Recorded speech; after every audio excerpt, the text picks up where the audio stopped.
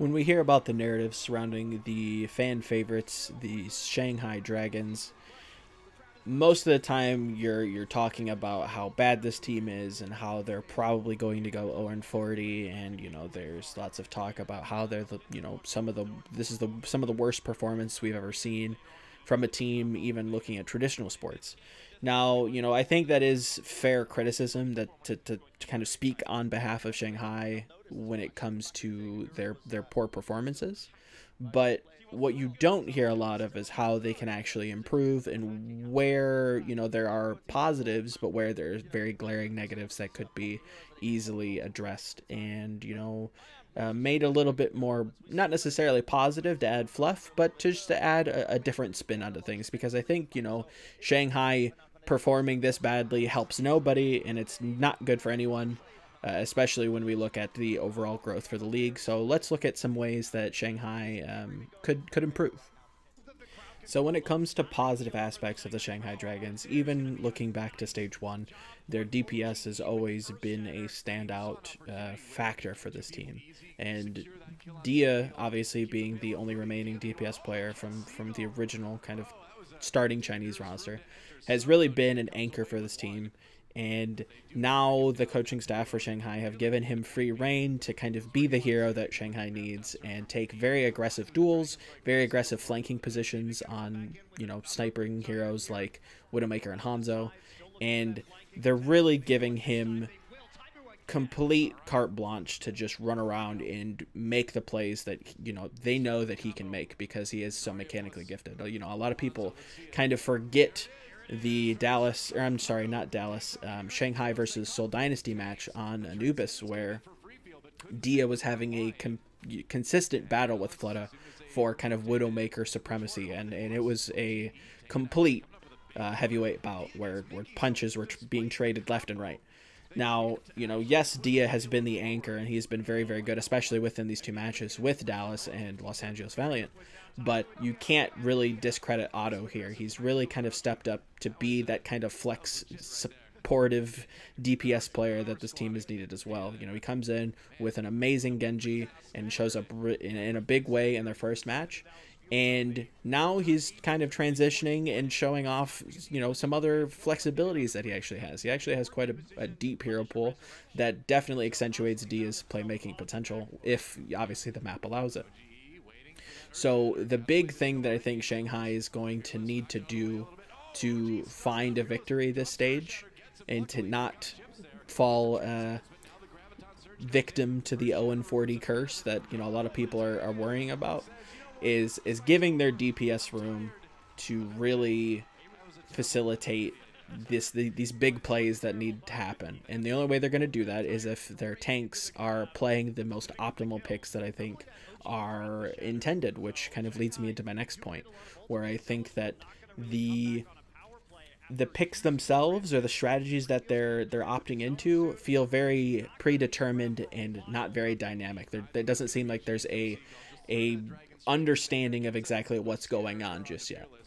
So when we look at their strategy, especially on Hanamura, there's multiple instances where Shanghai is drafting and actively choosing a composition that has both dive tanks and a tracer. When you look at what Dallas is running, they have every piece to kind of defeat what Shanghai is running into them. And it's, they're not, Shanghai is kind of not necessarily playing unintelligently, but they're not giving themselves the proper tools to really take not an easy victory, but to play into what makes the most sense, if that makes sense. What I mean by that is they're adding more obstacles than they really need to succeed, if that makes sense. So when we look at what Shanghai really wants to do, as Dallas rotates through this kind of stairway and tries to contest the high ground, they want to send Tracer around the backside to pinch. The problem with that is that multiple different heroes can kind of immediately pivot around and deal with her, which forces her back. So you immediately lose this angle. That's very difficult for the Tracer to be able to do, and it probably won't actually result in any kind of pressure or any kind of way to slow them down. So this probably doesn't exist. And if it does, that probably was just an amazing play that Otto or Damon, whoever was necessarily playing Tracer at the time, was able to do. And you can't really count on that entirely unless you have like some sort of god level Tracer. And that's not to say that Damon and Otto aren't very good tracers, but it's just not a play that you can really count on at all times. Or you're kind of counting on the fact that Dallas is going to misplay, which obviously you don't ever want to do. Now, what they could do is instead of running the tracer, I would have loved to see something like a opposing Brigitte and have Fearless on Reinhardt. You could have Otto on... I'm not big on the dive tanks entirely here because, again, you're contesting the high ground, which is great, but for the most part, Dallas's comp is going to want to be on the ground, so their high ground control is going to be pretty weak. So if in some strange sense Shanghai wants to, which I'll erase this and get into the VOD a little bit more, if they want to actually ignore the point, lose a tick, and then swarm the back lines and take the high ground and then collapse on the point, I think that's possible. But what Dallas does here is they just wrap around, and Shanghai kind of seems not to know exactly what to do if they choose to wrap around, and they start to dive in, which could have resulted easily in Fearless's death there. Now they all wrap around to the point, and now they've given up. Dallas has given up the entirety of the high ground. And who really benefits from Shanghai having high ground? Sky, definitely, but there again, he has to trans. He's going to probably want to trans at some point, which means he probably wants to be on the low ground. Damon gets a little bit of value there, but not much from the good points of Hanamura B. The good points of Hanamura B are here and here. Junkrat's great here, not so great here, especially from the simple fact that most of Dallas is going to be corralled in these areas, right? So there again, could Otto have played a Widowmaker in this sense? So if this and this is kind of hindsight analysis, but there again, if your idea, if Shanghai's kind of macro concept is to take the high ground here, then where or who exactly is going to be taking the high ground? So here we're watching a replay of Dallas kind of breaking down Shanghai's composition that did feature a Reinhardt and a Brigitte, and now Shanghai is actively switching into what looks to be dive, again featuring the dive tanks and the tracer. It is a little bit more understanding now that Otto is on the Widow, so what they're trying to do is they take the 3 and they dive the backline, possibly with altering. Possibly, maybe a 3-3 split where you have 3 here and 3 here with your tanks making the space for the Widowmaker up top, right? The problem with that, again, is they're running into a blender of a composition coming out of the Dallas Fuel. You have Brigitte, you have the Reinhardt, you have Discord, you have damage boost, you have flashbang and incredible DPS potential. You have Seagull on Diva that also, again, lots of DPS there. You're not going to have Winston survive this without A, investing all of Defense Matrix and then still probably dying within seconds, mere moments later, or B, just kind of, that's the idea, I guess, is that you're just trying to suicide to the point and in the hopes that Damon and Otto hopefully get something done, which again I'm not a big fan of.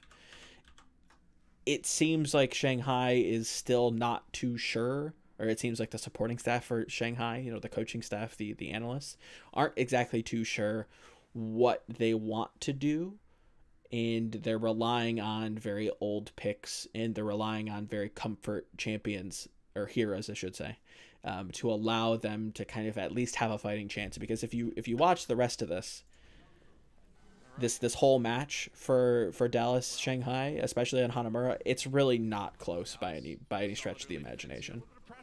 They get consistently picked apart. Again, watch Fearless's health. Damon instantly dies. Geguri popped. Fearless dead. That's the push in a matter of moments. Now, did you see the window where Otto could have a couple sniper shots? Yeah, but they were milliseconds long, and I don't think anybody is going to necessarily want to have strategies drafted around them, which is fine and dandy, but you give them such a small window to actually perform the strategy that it's nearly impossible. Another interesting factor that we also have to take into consideration when we look at exactly what Shanghai's coaching staff, if we're kind of delving into the minds of the Shanghai coaching staff, we have to wonder exactly, what are we telling the players? Because this was a big question mark for me. So if we look at Shanghai's composition, right? They have incredibly tanky heroes, which are supported by basically a single DPS source, being Sky on the Zenyatta. Again, yes, Zenyatta typically is considered a support, but in this day and age, when we look at players like Badosin, players like Jonak, he actually can do Zenyatta speaking specifically about Zenyatta, Zenyatta can actually do a consistent amount of DPS that's relative to what a DPS would be able to do. You couple that with some of the best abilities and ultimates in the game, you're going to have basically one of the better heroes in the game that you're probably going to see run quite a lot. Now, what Dallas does with this information once they see it is quite interesting, which I think is a great nod to Dallas. But again, this video isn't about the Dallas Fuel, it's about the Shanghai Dragons. So they notice the composition, and you kind of know, they're not going in, they're kind of playing very passive. If we watch Siegel's character profile here, he's actually going to switch onto the Pharah. And why does Pharah work here? This isn't really normally a Pharah map. And, random person on the internet, you'd be right if you were thinking that. But when you have no one to contest the Pharah, the only way that Shanghai can really deal with Pharah is if altering just becomes an absolute god and just becomes, missile fucking mercy and dominates the sky, or the obviously more reasonable route is that you pair Discord with Geguri and she's kind of on Pharah duty, which is again very difficult, and you're losing kind of a great splash damage source and a lot of DPS to deal with solely the Pharah. And it takes a minute for Dallas to get the ball moving, but once they do, it's incredibly dominant, and they take this point without a hitch because, again, Shanghai's drafting a composition that's very weak to specific heroes that could be run.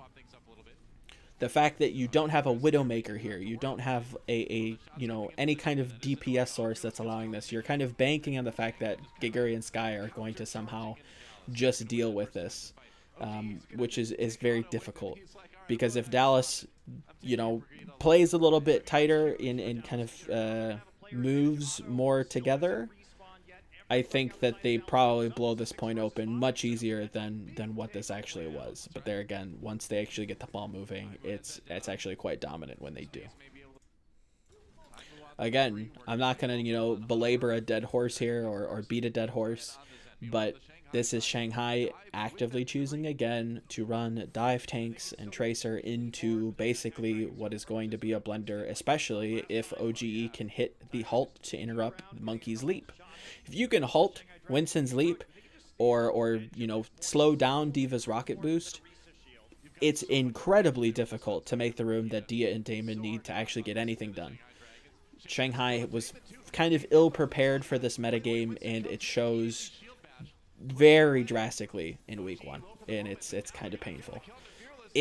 And they do kind of turn it around in the latter half, especially on this Oasis map, but they let Mickey run rampant. They don't know exactly what to do in terms of composition. You see them swap a lot within this first week, and I hope coming into week 2, this is obviously being filmed on Wednesday, so this evening will be Overwatch League. I hope this week we'll see Shanghai a little bit more prepared, in the sense that their compositions are going to be a little bit more dynamic and less set in stone and less kind of, they're not going for set plays. They're actually trying to be dynamic and adapt to the situation now that they have a better idea of the metagame currently. So my next point of kind of the biggest improvements that Shanghai can make has kind of been talked about a lot, but there hasn't been specific examples shown within that same context or that same conversation that has been had.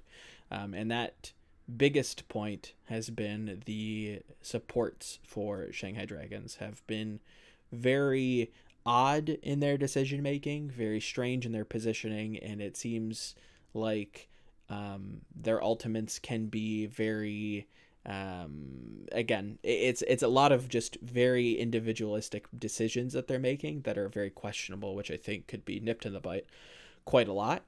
And I think they're allowing bad habits to build up because, again, we said this back in stage 3, and we said this kind of towards the end of stage 2, back when, you know, this wasn't necessarily the same Shanghai Dragons lineup, where their supports were kind of an issue, where Altering's going in for crazy reses, Free Feel's just kind of around sometimes. Sometimes he actually does pop off, and then other times he's randomly popping Transcendence and not really seeming to be on the same page. Same with Sky. I remember very vividly a Blizzard World demo that I was watching where he's completely separated from his team and charging in kind of almost by himself, and it almost looks like he's feeding, and it's not good, and it's always been an issue. But before we kind of highlight that, let's understand exactly what we're looking at in terms of the game state currently. So this is Dallas Fuel's attacking round on Shanghai's defense on King's Row. And again, if we look at the kill feed as it continues to roll out, this is a completely lost fight, which is completely fine, right? Fights happen. You know, it's really not about the fight that's the issue. The issue is what happens afterwards. So now that the fight is over and we've lost the point, Shanghai is calling to retreat, which Damon does beautifully. He's running away, which is great. Now, as we inch this forward, I know hopefully you guys can see this a little bit better. These are Shanghai supports who, you know, actively look like they're retreating back to their team, who are going to be respawning. Now, what happens next is a little strange. If we read this out, it says the Discord orb was gained from Free Feel. Okay? Maybe he just threw it on him to retreat, right? Okay, that's fine. We still should be moving this way to regroup with our team, so we fight as 6, right? Very simple, very generic decision making, you know, just playing it safe, right?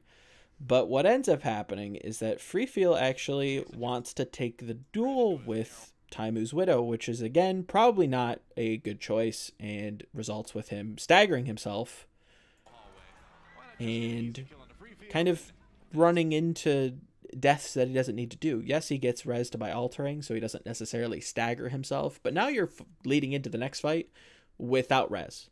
So this is now a 30-second cooldown, and you have to take a very pivotal fight, because if you hold Dallas here, that could be a great staging ground to actually slowing them down coming into point B, because this is a very defensible position, because you have high ground here. There's lots of cover this way. You know, this tends to get a little bit more messy than I'd like, but there's lots of angles to hold. You could actually have somebody wrap around this way to pressure them as they kind of group in through main. It's a great position to hold, and you're now just kind of putting yourself in. You're kind of cutting your nose off in spite of your face. You're throwing away abilities or resources or cooldowns that you don't necessarily need to do, and could have actually been quite detrimental if you didn't have a mercy. So I think, again, just kind of poor habit building, and I would like to see that kind of leaned off a bit. I think that Free Feel doesn't need to make all the big plays. You know, that just leave that for Dia, and just play a little bit passive. Let's just, you know, play some very clean Overwatch. So here in this clip, before we jump into any kind of analysis, let's again look at the game state, because it's incredibly important when we jump into specifically clips. Shanghai is basically losing this fight off of what looks to be a very important pick with Otto's Riptire, but with Seagull's Dragon Strike kind of separating the team and forcing them either to kind of take this position in here, which is obviously easily collapsed in on and divides. Basically, this is just dividing the team while maximizing the most damage possible. And Dallas collapses in on that. And we see a cheeky kill from Altering to try and even up the tides here onto Taimu, which is haha funny. Very, cheeky.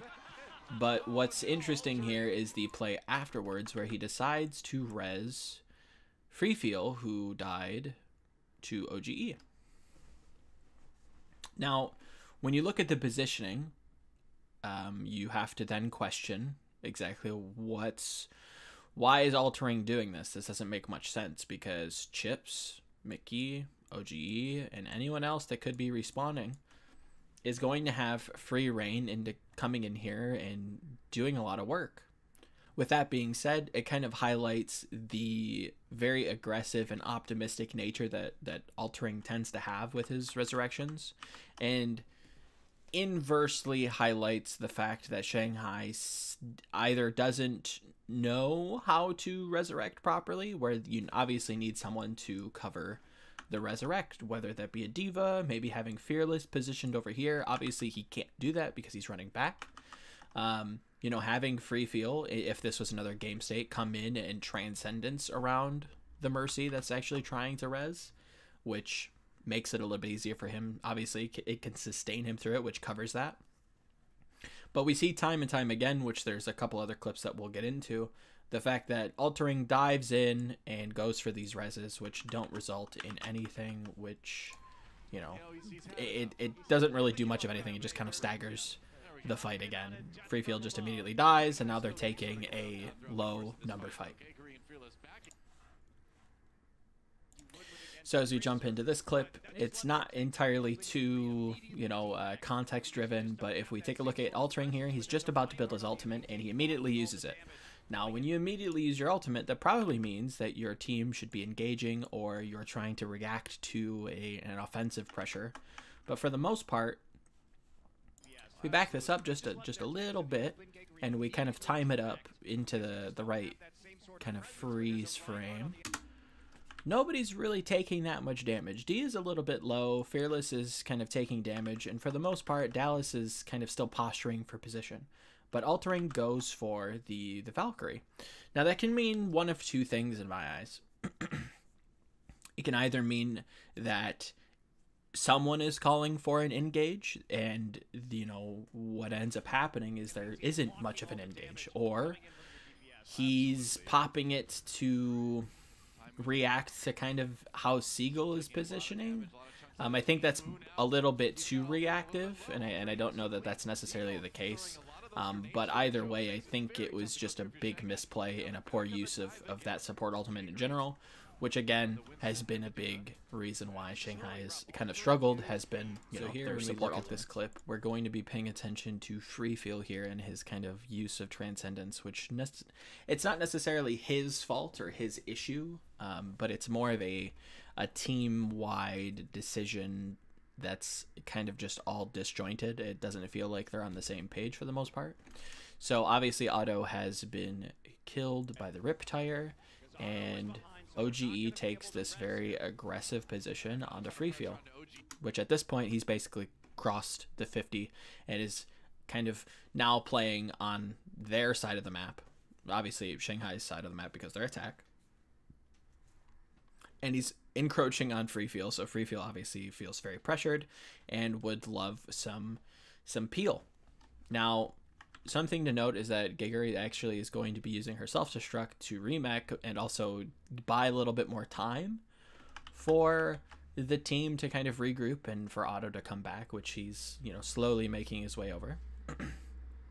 But with that said, OGE actually forces a very, very low value Transcendence out of Freefeel in kind of hopes or fear that he could possibly die. Now I wonder, which obviously begs the question, does Altering actually have res here? Because if he does, Freefeel could actually take the death, and with auto respawning, he could actually get resed pretty safely, and you could probably push OGE back on his side of the map, take the res, and you still have Transcendence. It's kind of difficult to say for sure. But what ends up happening when we pan out a little bit more, you see exactly what's happening and where exactly everybody is. So there are two people basically tucked in over here. And then you have Fearless on this side of the map. Now, why isn't Fearless punishing this position from OGE to help Free Feel actually get this kill? Or to punish this position? I'm not entirely too sure what he's doing specifically over here. In that too, you know, it's difficult to tell exactly where Dia is in all this, and obviously because Auto is respawning, there's not a lot of damage to be done to OGE, and this kind of disjointed nature, if this is going to be kind of a fight that you want to invest in, when you invest self-destruct, do we really want to invest that much further and invest our Transcendence? I am not entirely too sure, and I think it was kind of a questionable decision.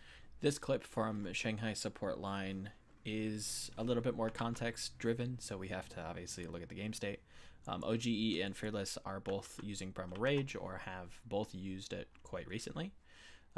Dia has recently just got done using Infrared Sight, so we have to kind of assume that Shanghai knows where most everybody is. And outside of that, we are kind of entering the early to mid stages of this team fight. Now, it is important to note exactly who has ult here, as Freefield just uses his Transcendence.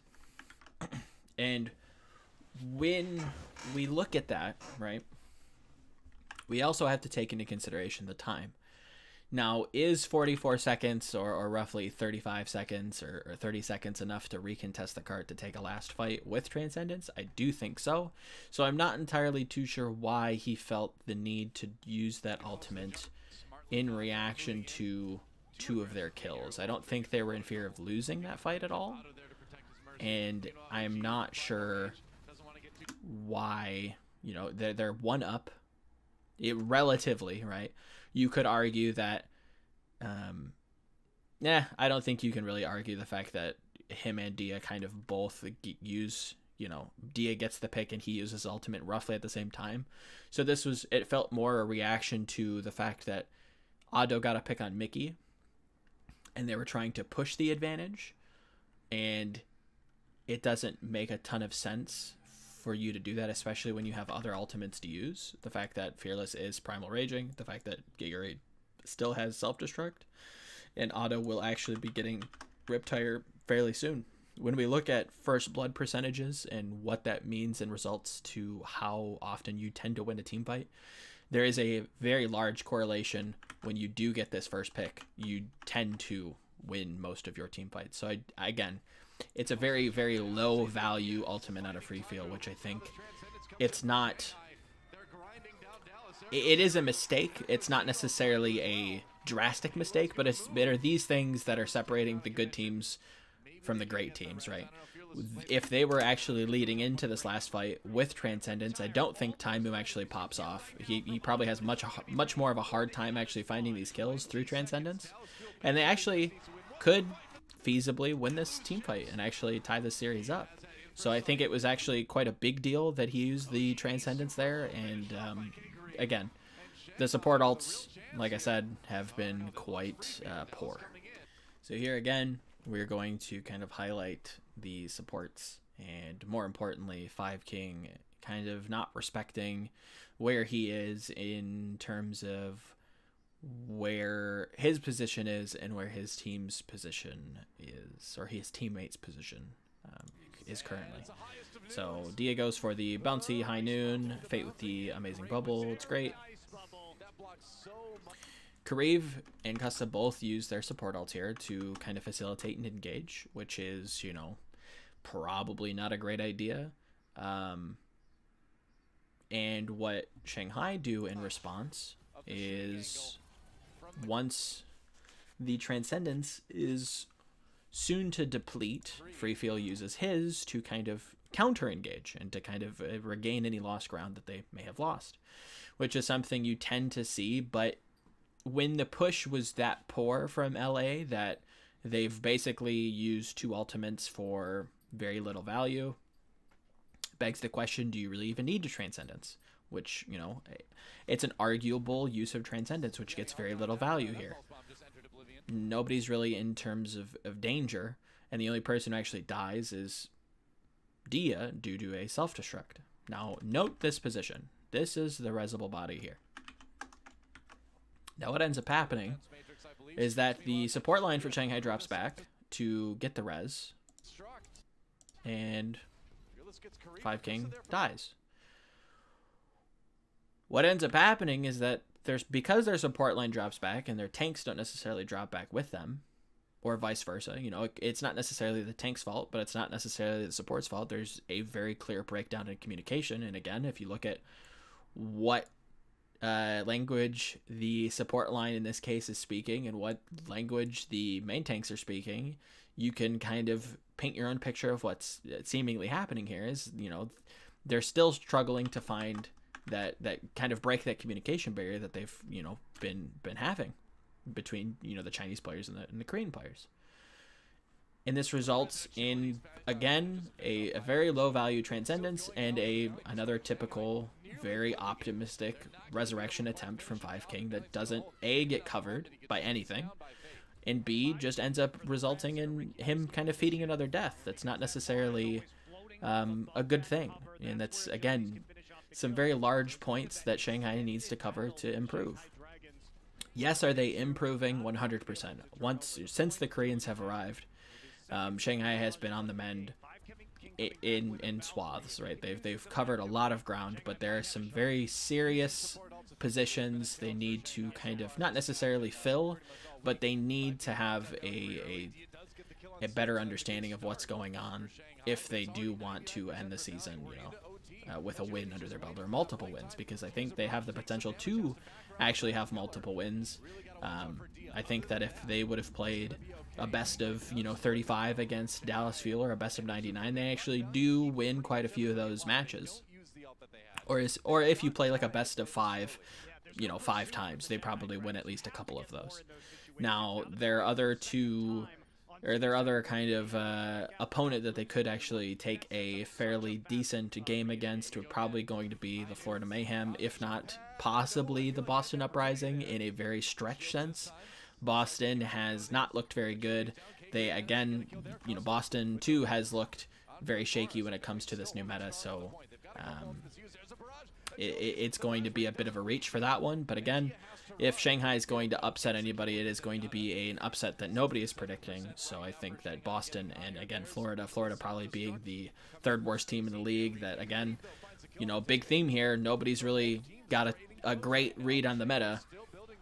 They don't look great. Same thing with Boston. So I think that if Shanghai is going to win, it's going to be against those teams. And if they kind of solve these issues, if they solve the low value ultimates, the lack of coverage from the tanks or other support players, they make enough room for the DPS to work, and they stop drafting very strange compositions and actually start to play the meta, then I think they'll do great. And yeah, that's basically my kind of thoughts on Week 1 Shanghai and what they could improve on. So if you like this video, let me know. If you have any ideas of what I should cover next, please feel free to let me know. And if you want to follow my thoughts, please follow me on Twitter, and I'll see you guys in the next video. Thanks so much.